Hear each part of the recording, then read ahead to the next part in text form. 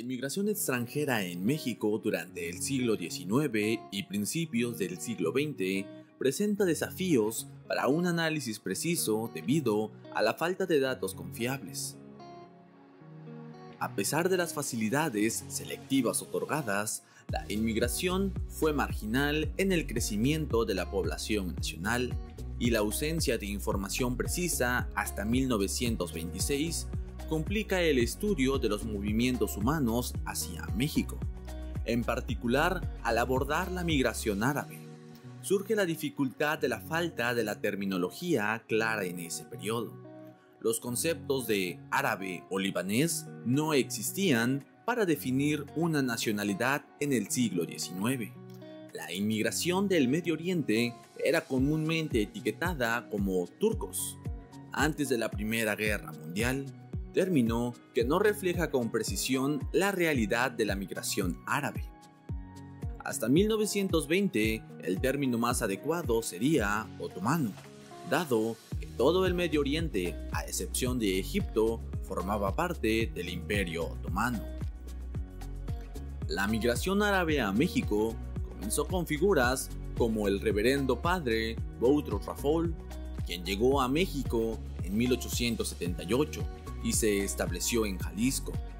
Entre 1882 y 1889, aproximadamente 30 inmigrantes provenientes de Líbano llegaron a México desde Texas. La mayoría de los inmigrantes árabes llegaron por el puerto de Veracruz, seguidos por Tampico y Progreso. Sin embargo, la falta de datos precisos dificulta una evaluación exhaustiva de la magnitud de la migración árabe hacia México. Hasta el censo de 1895, se estima que había alrededor de 371 libaneses solo en Yucatán. Este número contrasta con los datos del censo, que informan de 385 personas de origen árabe, turco y egipcio en todo México. Para 1900, el censo presenta una población global de 949 personas, con 257 residiendo en Yucatán, pero los datos varían según las fuentes, ya sean oficiales o no. A finales del siglo XIX, la población árabe en México representaba una pequeña minoría, constituyendo el 0.75% de la población extranjera en 1895 y el 1.65% en 1900.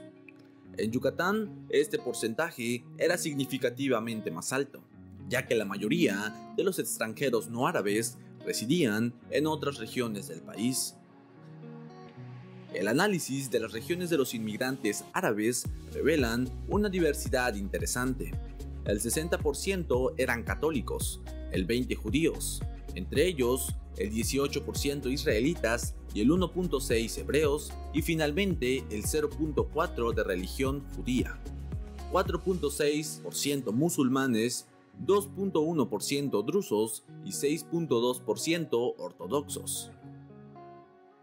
A partir de 1950, la llegada de inmigrantes árabes a México experimentó una notable disminución, influenciada por las independencias nacionales en el Medio Oriente y las políticas migratorias más drásticas y selectivas adoptadas por México. A pesar de este declive en la migración, el crecimiento natural de la comunidad árabe en México ha sido significativo en décadas posteriores. La comunidad libanesa, que contaba con 1.365 familias en 1942, experimentó un incremento considerable, llegando a ser 5.627 personas en 1982. Las nuevas generaciones de la comunidad árabe en México muestran diferencias distintas con respecto de las anteriores, marcando una tercera o cuarta etapa en su desarrollo. Este cambio puede observarse en diversos aspectos, desde la preservación de la identidad cultural hasta la integración en la sociedad mexicana. Sin embargo, la influencia árabe en México ha dejado una huella significativa en la gastronomía, dando lugar a la creación de algunos platillos mexicanos únicos. Aunque la integración de elementos árabes en la cocina mexicana no siempre es directa, hay ciertos platillos que han evolucionado gracias a la presencia árabe en el país, como lo son los tacos al pastor. La preparación de la carne asada verticalmente, como se hace con el shawarma, influyó en la creación de los famosos tacos al pastor en México, principalmente con la técnica de cocinar la carne en un trompo. El siguiente platillo serían los tacos árabes. Los tacos árabes son una adaptación más directa de la influencia árabe en la cocina mexicana. Se preparan con carne de cordero o res marinada, que luego se cocina en un trompo vertical y se sirve en tortillas de trigo. Posteriormente tenemos al pan pita. La introducción del pan pita en la cocina mexicana ha llevado a la creación de diversos platillos. Este tipo de pan se utiliza comúnmente en la preparación de tacos, gyros y otros platillos. Finalmente, gracias a la cocina árabe, se ha introducido en la cocina mexicana el uso de frutas secas en platillos tradicionales y diversos postres fusionados. Cambiando de tema, algunas figuras específicas de ascendencia árabe en México son Carlos Slim Elú, Emilio Azcárraga Milmo, Adela Micha, la familia Harpelú, Jorge Kagawi, Miguel Sabá, Salma Hayek, Luis Obregón, Michelle Curie, Lázaro Chedraui, Hassan Emilio Cabande Laija, también conocido como Peso Pluma. La historia de la migración árabe a México es un fascinante capítulo que ha dejado una huella perdurable en la cultura de nuestro país.